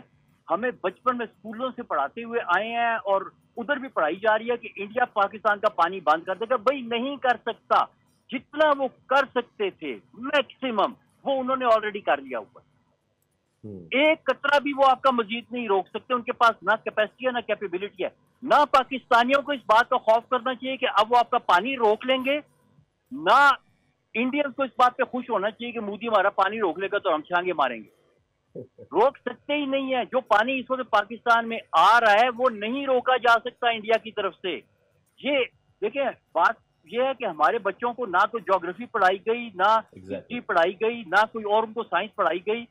वो बस वो रटे लगाते रहे हैं, वो पता नहीं क्या क्या पढ़ते रहे हैं। प्लीज ये चीज अंडरस्टैंड करें, आप भी लोगों को बताएं। मेरे ख्याल में मोदी साहब भी उसी एजुकेशन का हिस्सा है जिसमें उन्होंने जो है ज्योग्राफी नहीं पढ़ी हुई, और इसीलिए वो इतनी बड़ी बेवकूफी कर गए हैं। मोदी साहब ने चाय बताने वाले हैं वो भी बस हसन साहब, वो मोदी साहब ने चाय बनाना सीखी है ना, तो बस उनको वही मामला आते हैं। जी जी, ये पानी आपका बिल्कुल भी इंडिया नहीं रोक सकता इस ट्रीटी को अनाल कर। मैं चाहूंगा कि आप लोगों मजे की बात है कि वो इस ट्रीटी को अनाल करके कुछ भी नहीं कर सकते हमारा फिजिकली, लेकिन हम उनको तबाह बर्बाद कर सकते हैं, उनके नाले रोक सकते हैं, उनको इंटरनेशनल कोर्ट में लेके जा सकते हैं और अपने 3 दरियाओं को वापस लेने का मुकदमा भी उसकी इब्तिदा कर सकते हैं। बहुत बेहतरीन मौका है हमारे लिए। अच्छा, मैं चाहूंगा कि एक तो ये जो किशन गंगा और बगलियार पे इतना बघारते हैं कि हम इसके थ्रू ऐसा कर देंगे, वैसा कर देंगे। नाउ द थिंग इज के दो फ्लोज है ना, एक हैवी फ्लो है जो जिसका अभी शायद सीजन आने वाला है, और उस वक्त जिस वक्त लिटिल फ्लो होगा। तो मुझे ये बताएं कि हैवी फ्लो तो जाहिर सी बात है, जैसे आपने कहा टूटियां तो है नहीं कि आप वो रोक लेंगे। जब ये फ्लो लो होगा इन विंटर सीजन, उस वक्त भी भारत के पास ये पोजीशन गालिबन नहीं होगी कि वो इस तरह की हरकत कर सके। देखें, अगर ट्रीटी नहीं है ना तो फिर हम इंटरनेशनल कोर्ट में चले जाते हैं। अभी तो ट्रीटी हमें नहीं जाने देती। ट्रीटी ने उनको डैम बनाने की इजाजत दी हुई है। हम उनके डैम को, उनके इन तमाम इक़दाम को इंटरनेशनल कोर्ट में चैलेंज करेंगे, और उसमें ट्रीटी का कवर भी नहीं होगा कि पाकिस्तान ने ये बातें मानी थी। इंटरनेशनल लॉ तो बहुत सख्त है। इंटरनेशनल लॉ में तो अमेरिका मैक्सिको का पानी नहीं बंद कर सका। ये इनकी खामख्याली है कि ये जो चाहेंगे कर लेंगे। चीन ने मीकोंग का पानी नहीं बंद किया। वो 3-4 नीचे मुल्क है, कंबोडिया, थाईलैंड, बैंकॉक, उधर वियतनाम तक वो पानी जाता है। चीन नहीं बंद कर सका किसी दरिया का पानी, ठीक है। इसी तरह से वो उधर वो साउथ अमेरिका में चले जाएं, यूरोप में चले जाएं, कोई बड़े से बड़ा मुल्क छोटे मुल्क का पानी absolutely sir, point taken and thank you so much for your time. Doctor Hasan Abbas मौजूद थे और भारत की जो गीदड़ भपकियां हैं उनको मजीद एक्सपोज कर रहे थे। तो वक्त हो जाता है एक छोटे से ब्रेक का। ब्रेक के बाद हाजिर होते हैं।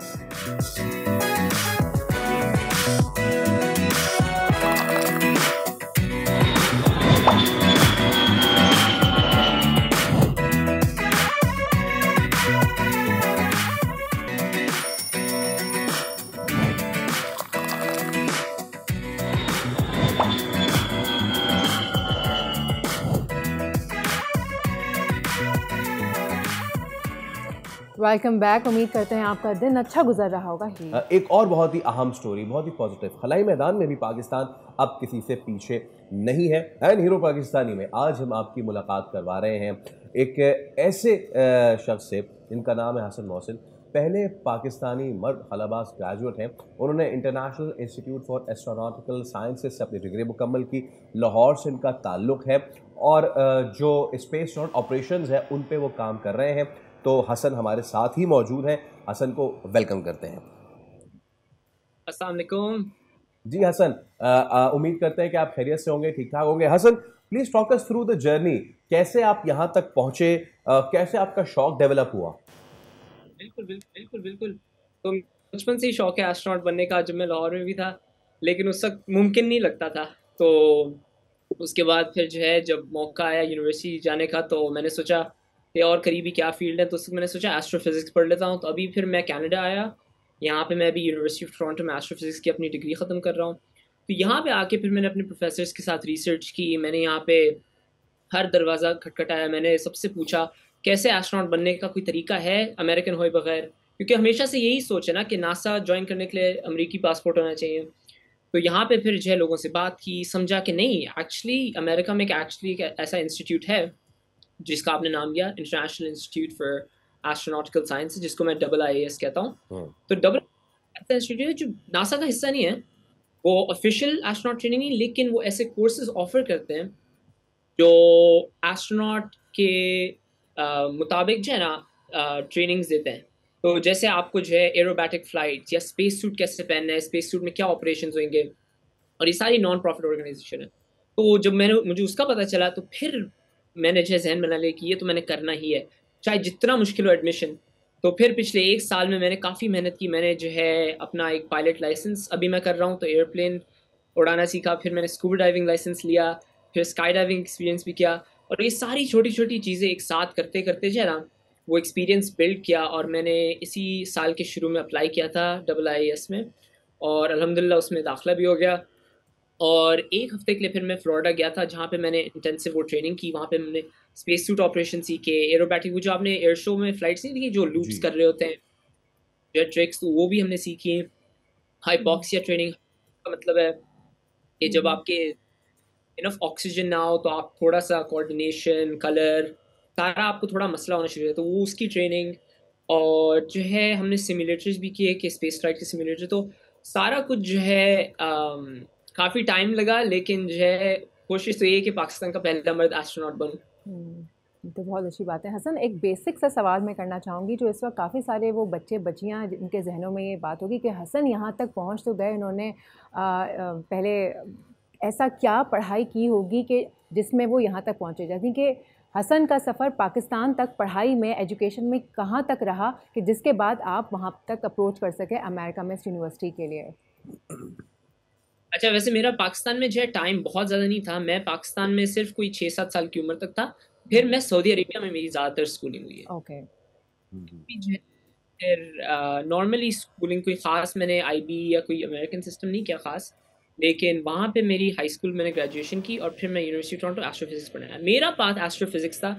अगर और लोगों को भी पाकिस्तान में एस्ट्रोनॉट बनने का शौक है और इस करियर में जाना है, तो ये ज़रूरी नहीं है, ये सिर्फ मैंने ये किया था। आप जो है और बहुत सारी फ़ील्ड्स हैं। जनरली तो लोग एयरोस्पेस इंजीनियरिंग या एयरफोर्स पायलट इस तरह की फ़ील्ड करते हैं, लेकिन अब हमें ज़रूरत है हर तरह की फ़ील्ड की, क्योंकि स्पेस सेक्टर सबसे बड़ा सेक्टर होने वाला है। जैसे अभी एआई का है, ठीक है, इस वक्त चैट जीपीटी और बहुत बड़ी इंडस्ट्री है, और आज से 20 साल पहले इंटरनेट का बूम था। अगला स्पेस होने वाला है और हमें जैसे डॉक्टर्स की बहुत ज़रूरत है इस वक्त। तो आप मेडिकल में हैं, तो कैसे जो है एस्ट्रोनॉट्स की हेल्थ सही रखते जाएं, और अगर हमने चांद पे पौधे उगाने हैं तो हमें बॉटनिस्ट की ज़रूरत है, कोई समझाए कैसे वहाँ पे पौधे उगाने हैं, जियोलॉजिस्ट, हर तरह की। अच्छा हसन, ये एक चीज़ मैं आपसे क्लेरिफिकेशन भी चाहूँगा कि आपने खुद बताया कि one is aerospace engineering but you are an astronautics students. ये एस्ट्रोनॉटिक्स क्या है? What is this field? Absolutely. तो एयरोस्पेस इंजीनियरिंग थोड़ा जो है रॉकेट्स, सैटेलाइट्स, उन पे ज़्यादा फोकस करता है कि कैसे आप जो उस तरह की मशीन्स और डिवाइसेस बनाएं। लेकिन जो एस्ट्रोनॉटिक्स है वो काफ़ी यूनिवर्सिटीज़ में जो है ना एस्ट्रोनॉटिकल इंजीनियरिंग के नाम से होता है। वो एक इंजीनियरिंग का या ऐसा डिसिप्लिन है जो इंसानों को स्पेस भेजने के लिए ख़ास है। तो उसमें जो है स्पेस सूट कैसे डिज़ाइन करना है, और स्पेस सूट से रिलेटेड और छोटी-छोटी जो है लाइफ सपोर्ट सिस्टम, जो आप जैसे पीछे एस्ट्रोनॉट्स एक बैग पहनते हैं, या उनकी कैसे जो है प्रेशर रेगुलेट करना है, इस तरह की छोटी-छोटी सारी चीज़ें जो है ना उसके हवाले से। तो फ़र्क है, लेकिन अभी काफ़ी ग्रोइंग फील्ड है, इसमें बहुत ज़्यादा भी काम रहता है, तो I think there is a lot of scope. Hasan, ये बताइएगा, अभी आपने स्पेस सूट का ज़िक्र किया, तो इसकी क्या टेक्निकलिटीज़ हैं, क्या रिस्ट्रिक्शंस हैं, क्या डिज़ाइन होता है, और जो वक्त में तब्दीली आ रही है, जिद्दत आ रही है, तो आगे जाके और क्या चेंजेस आएंगे इसके अंदर, कितना और फ्रेंडली हो जाएगा, क्या होगा इसका? स्पेस सूट की बात कर रही हूँ मैं। स्पेस सूट अभी जो है बहुत मुश्किल है एक्सेस करना, बहुत कम है पूरी दुनिया में, और वो बहुत महंगे हैं, क्योंकि जैसे जब मैंने स्पेस सूट ट्रेनिंग की थी तो आइडिया आपको पहले से नहीं होता। मेरा ख्याल था कि कपड़ों की तरह आप बस पहन लेंगे, लेकिन नहीं, वो खुद एक पूरी अपनी डिवाइस है, खुद एक जो है स्पेसक्राफ्ट की तरह है, उसका अपना प्रेशर रेगुलेशन सिस्टम है, बहुत कॉम्प्लेक्स होता है। और दो मेन स्पेस सूट के, चाहे एक अमेरिका बनाता है, रशिया बनाता है, दो मेन ही मेरे ख्याल में सबसे बड़े हैं, और वो आप पब्लिकली खरीदते हैं, उसकी रिसर्च जो है अभी चल रही है। लेकिन अभी आगे जो है ये जैसे प्राइवेट कंपनीज हैं जैसे स्पेस एक्स, और इवन अभी एक्सिम जो कंपनी है, वो अपने अपने स्पेस सूट्स बना रहे हैं, तो वो स्पेस सूट्स पतले होते जाएंगे। स्पेस सूट्स जो है हर तरह में, जैसे फायर रेजिस्टेंस में भी बेहतर होते जाएंगे।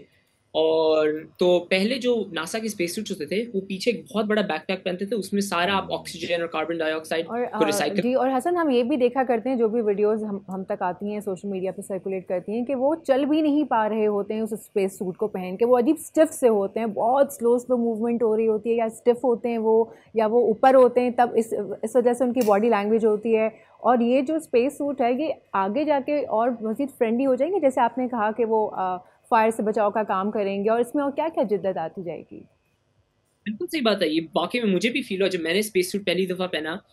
तो वैसे दो तरह के होते हैं, तो एक होता है आईवीए स्पेस सूट। आईवीए जो है ना, इंडोर्स आप पहनते हैं सिर्फ अपने स्पेस क्राफ्ट के अंदर, या आपने जब अपने स्पेस स्टेशन के अंदर रहना है। और एक होता है ईवीए स्पेस सूट। तो आपने जैसे तस्वीरें देखेंगी, नासा जब पहली दफ़ा चांद पे गए, नील आर्मस्ट्रांग चांद पे वॉक कर रहे हैं, तो वो ईवीए स्पेस सूट है। तो जो ईवीए होते हैं ना, वो बाहर के लिए बने होते हैं, वो बहुत भारी, बहुत बल्कि, बहुत बड़े होते हैं। तो उनमें तो और भी कम आपकी मोबिलिटी होती है, आप जो है हाथ ऊपर करना भी मुश्किल हो जाता है। मेरे लिए जब मैंने आईवीए स्पेस सूट पहना था, तो जो है आप अपना हाथ सर तक नहीं टच कर सकते, आपकी वॉकिंग भी बहुत मुश्किल हो जाती है।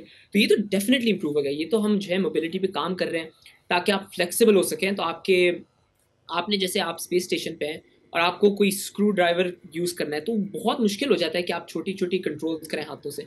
तो वो तो अभी फ्लेक्सिबिलिटी लानी है, उसी पे रिसर्च हो रही है कैसे, क्योंकि फ्लेक्सिबिलिटी हो लेकिन ऐसा ना हो कि वो रिस्की हो जाए कि जो है स्पेस सूट फट जाए, क्योंकि अगर थोड़ा सा भी फटना शुरू हो गया तो आप मर जाएंगे। तो इसलिए जो है उसको कॉम्प्रोमाइज बहुत केयरफुली करना होता है। तो ये डेफिनेटली होएगा, बस थोड़ा टाइम लेगा। All right Hasan, thank you so much for your time, और we would love you soon in this spaces. बहुत शुक्रिया, thank you so much for your time. अब वक्त हो जाता है एक ब्रेक के बाद हाजिर होते हैं। Stay with us.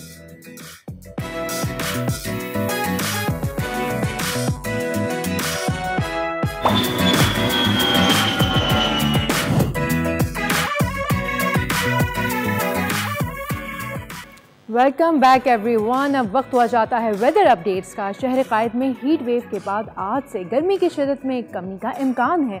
महकमे मौसमियात के मुताबिक आज से शहर में समंदरी हवाएं बहाल होने की उम्मीद है, तो होपफुली मौसम अच्छा हो जाएगा। पंजाब के बेशतर अजला खुसूसन लाहौर, फैसलाबाद, मुल्तान और भावलपुर में मौसम गर्म और खुश्क रहने का इम्कान, और सिंध के बेशतर इलाके शदीद गर्मी की लपेट में रहेंगे, जहाँ दर्जे हरारत में मजीद इजाफे का इम्कान है। चलें अहम शहरों के दर्जे हरारत की बात कर लेते हैं। तो आज हमारे शहर कराची में हीट वेव की लपेट जो है वो बरकरार रहेगी, और इसी के साथ साथ जो मिनिमम टेम्परेचर होगा वो होगा 26 और मैक्सिमम जाएगा 37 डिग्री तक। लेकर चलते हैं आपको क्वेटा की जानिब। तो क्वेटा में जो मिनिमम टेम्परेचर आज एक्सपेक्टेड है वो है 12 और मैक्सिमम जाएगा 29। सूरज जो है वो चमकता रहेगा। उसके बाद बात कर लेते हैं मुल्तान की। तो मुल्तान में आज भी मौसम गर्म तरीन रहेगा, और उसके साथ साथ शहर में मिनिमम दर्जे हरारत 24 और मैक्सिमम 42 डिग्री तक जाने का इम्कान। तो प्लीज़ स्टे हाइड्रेटेड। लाहौर के बाद हम बात कर ले लाहौर की बात करते हैं। तो लाहौर में आज भी हीट वेव की लपेट, और उसके साथ साथ मिनिमम टेम्परेचर 23 और मैक्सिमम 41 डिग्री तक जाने का इम्कान। लेकर चलते हैं आपको इस्लामाबाद की जानिब। तो इस्लामाबाद में आज हल्के फुल्के बादल बरकरार रहेंगे, और इसी के साथ साथ मिनिमम टेम्परेचर 20 और मैक्सिमम 36 डिग्री तक जाने का इम्कान। लेकर चलते हैं आपको पेशावर की जानिब। तो पेशावर में जो मिनिमम टेम्परेचर होगा वो होगा 20 और मैक्सिमम जाएगा 36, और सूरज यहाँ पर भी चमकदार रहेगा। फैसलाबाद में जबकि गर्मी की शिद्दत में इजाफे का खतरा, हीट वेव का खतरा भी बरकरार, और इसी के साथ साथ मिनिमम टेम्परेचर जो है वो 22 और मैक्सिमम 42 डिग्री तक जाएगा। बात कर लेते हैं डिया खान की। तो वहाँ पर भी स्काई क्लियर रहेगा, सूरज चमकता रहेगा। मिनिमम 22 टेम्परेचर होगा और मैक्सिमम 40 डिग्री तक जाने का इम्कान। साथ साथ गवादर भी अगर आप देखें तो गवादर में भी सूरज चमकदार, और साथ साथ मिनिमम टेम्परेचर 26, मैक्सिमम 36 डिग्री तक जाने का इम्कान। बात कर लेते हैं मरी की। तो मरी में आप देख सकते हैं कि बादल जो है वो दिखाई दे रहे हैं, बादलों का राज बरकरार रहेगा। बादलों के साथ साथ मिनिमम टेम्परेचर 18 और मैक्सिमम जाएगा 23 डिग्री तक।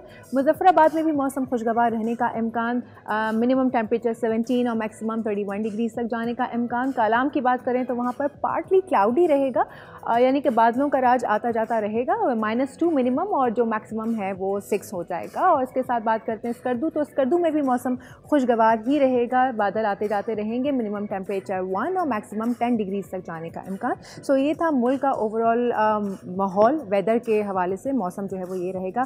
अब बात कर लेते हैं कुछ सेहत के हवाले से। तो उसके लिए आपको जाना पड़ेगा फैसल के पास। Faisal, over to you. So आज 25 अप्रैल है। दुनिया भर में जो बीमारी है जानलेवा मलेरिया, उससे आगाही का दिन मनाया जाता है।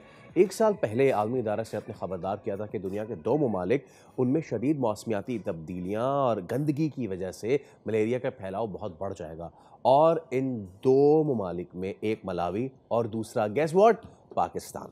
अब हम ये देख रहे हैं कि कराची समेत मुख्तलिफ शहरों में मच्छर अचानक इतने ताकतवर हो गए और इतने सारे हो गए कि स्प्रे, कोयल, अद्वियात, इनसे इनका खात्मा मुश्किल होता जा रहा है। और आलमी इदारा सेहत ने भी खबरदार कर दिया है कि ज़िंदगियाँ बचानी तो उसके खिलाफ भरपूर एक्शन लेना है। तो हम कहाँ पे खड़े हैं, हमारा हेल्थ सिस्टम, और प्लस ये कि इस पर हम खुद क्या एहतियाती तदाबीर इख्तियार कर सकते हैं। Health expert doctor Umair Rahman हमारे साथ मौजूद हैं। डॉक्टर साहब अस्सलाम वालेकुम। सलाम, कैसे हैं सर आप? खैरियत से हैं? I am good on the contrary. So malaria, वो बीमारियां हैं जिनसे पूरी दुनिया नबर्द आज़मा होकर इनको ख़त्म भी कर चुकी है। What's wrong with us? Sir, number 1 the weather conditions.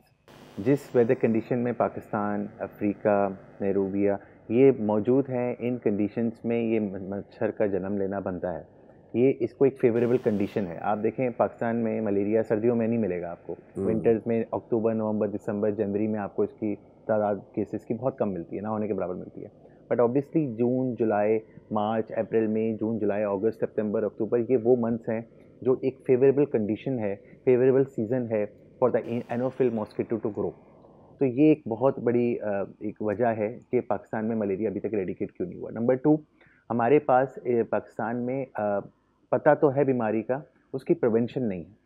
जब प्रिवेंशन नहीं है, आपके कोई भी वेलफेयर, पोलियो है, पोलियो में आप देखें कि कितनी एरेडिकेशन थेरेपीज जो हैं वो हुकूमत सिंध कर रही है, मगर उन पर अटैक भी हो रहा है। क्यों? क्योंकि हमें प्रिवेंट ही नहीं करना। जब हमारे पास प्रिवेंटिव मेजर्स ही नहीं है तो ऑब्वियस सी बात है, एक बीमारी अगर 2% से शुरू होती है तो वो 200 में कन्वर्ट हो जाती है कुछ ही टाइम में। तो ये एक 2 इंपॉर्टेंट फैक्टर्स हैं जिनकी वजह से मलेरिया को कंट्रोल करने में हम थोड़े से नाकाम हैं। रिक्वेस्ट ये है कि आपके चैनल के तवज्जुह से मैं बताऊंगा कि आप जैसे आप इसमें आगाही का प्रोग्राम कर रहे हैं, गवर्नमेंट को भी इसमें एक्शन लेना चाहिए। हम आए दिन रोडों पे निकलते हैं और हम पोस्टर्स देख रहे होते हैं डिफरेंट ब्रांड्स के, तो आई थिंक इन ब्रांड्स को पहले हमें वो करना चाहिए, ख़ास तौर पे जब ये सीज़न हो, ये वेदर कंडीशन इस तरह की हो, तो ख़ास और जो आपके इंटीरियर सिंध के इलाके हैं वहाँ तो कोई नो हाउ नहीं है, कोई नॉलेज नहीं है, एजुकेशन नहीं है, आपको वहाँ पे भी जाके इसको वो चेक करना है। जहाँ जहाँ पानी रुका हुआ है, आप देखें कि दरियाए सिंध के करीब में आपको ज़्यादा केसेस मच्छरों की रिपोर्ट होंगे, मलेरिया की रिपोर्ट होंगे, डेंगू की रिपोर्ट होंगे। क्यों? क्योंकि जहाँ जहाँ पानी रुका हुआ है वहाँ पे इसको फेवरेबल कंडीशन है इसको ग्रो करने के लिए। इस तरह हमारे कराची में अगर आप देखें तो सी व्यू है, सी व्यू एक ऐसा वो है, और आप लाहौर या पंजाब साइड में जाएँ तो वहाँ दरियाएँ हैं। और दूसरा ये कि हर घर में हम मेक श्योर हमें करना चाहिए कि इन वेदर कंडीशंस में, जिसमें मार्च से अक्टूबर तक, हम पानी के ठहराव को ना रखें, क्योंकि एनोफिल मॉस्किटो पानी में ही बनता है और पानी में ही ग्रो होता है। अपने एग्स मल्टीपल टाइम्स वो इसमें डिलीवर करता है, जिसकी वजह से एक वजह ये भी है कि हम इसको प्रिवेंट क्यों नहीं कर पा रहे हैं। वैसे वैसे मच्छर के काटने से खाली एक काफ़ी और भी सारी चीज़ें हो जाती हैं, चिकनगुनिया भी हो जाता है, डेंगू भी हो जाता है। तो जब घर में किसी को ये हो जाए, बच्चे या बड़े को किसी को भी, तो सबसे पहले किस बीमारी के कौन से सिम्टम्स अपीयर होते हैं, तो जिससे हम जांच सकें कि भाई हाँ इसको मलेरिया है या इसको चिकनगुनिया है या ऐसे कुछ डेंगू हो गया है। हम पहले घर से कैसे उसको इस्तेमाल, क्योंकि ऐसा होता है रात का कोई टाइम है और माँ स्पेशली जब बच्चों को होता है तो माँ सबसे पहले इस बात का तयन करती है कि भाई इसको हुआ क्या है। तो मैं चाहूँगी आप इस बात पे रोशनी डालें, ख़ासतौर पे जो माँ जिनके छोटे बच्चे हैं वो किस तरह से इस चीज़ को देखें कि बच्चे को आखिर हुआ क्या है, या फिर कुछ ना करें, सबसे पहले उसको डॉक्टर को दिखाएं, सीधा जाके डॉक्टर के ऊपर ही छोड़ें कि वो खुद असिस्ट करें।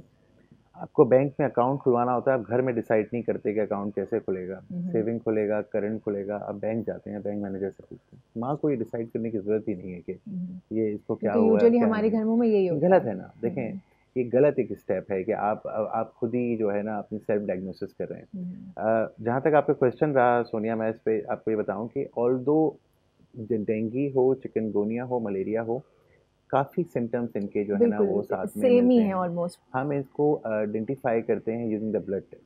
अगर मलेरिया है तो हम MPICT एडवाइस करते हैं, G6PD की तरफ जाते हैं। अगर डेंगू है तो डेंगू NS1 एंटीजन टेस्ट हम एडवाइस करते हैं।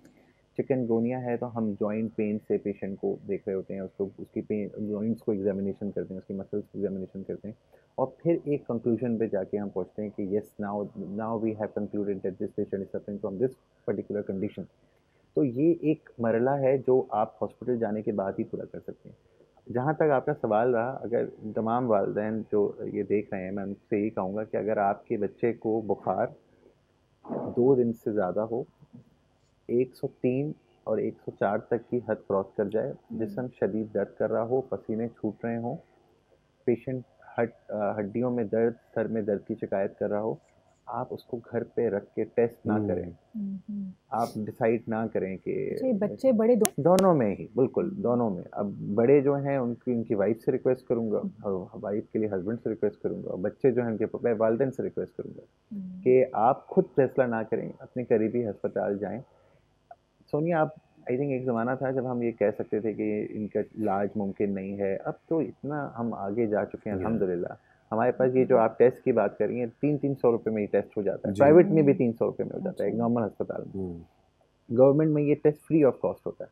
तो आप घर में प्रैक्टिस इसको ना करें, क्योंकि अगर ये मलेरिया एक preventable and treatable condition, dengue एक प्रिवेंटेबल कंडीशन, चिकनगुनिया एक प्रिवेंटेबल कंडीशन है, बट अगर वो एक टाइम लैप्स में होता हुआ हो, अगर एक उस टाइम लैप्स से बाहर हो गया तो तब आप के बचने के चांसेस फिर कम होते हैं।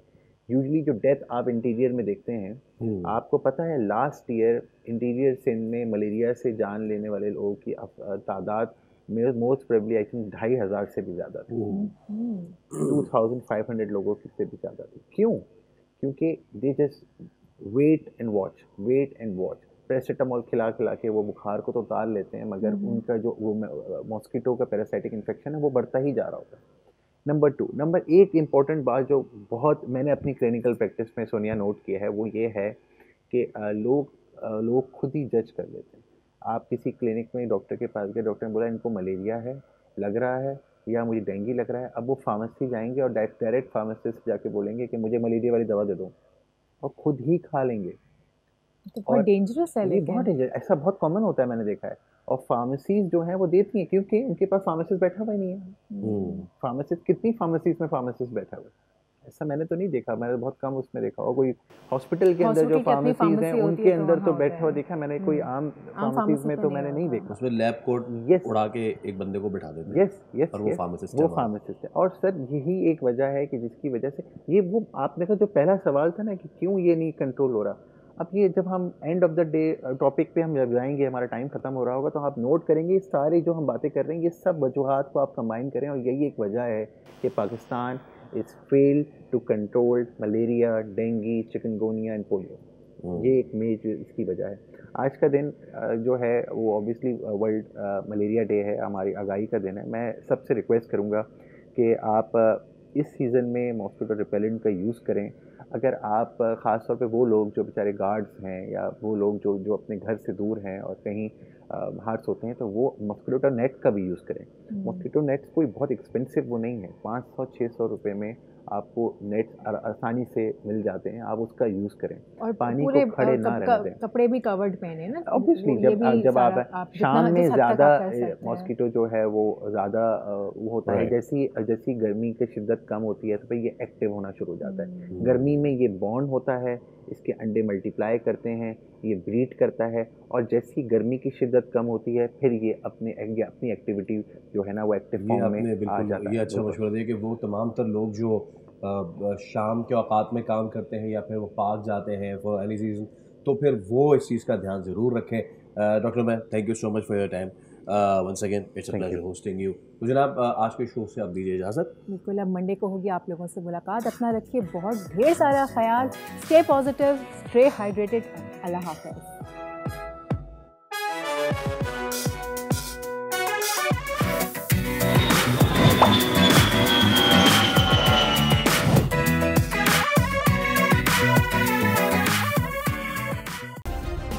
सब्सक्राइब करें और बेल दबाएं ताकि कोई खबर रह न जाए।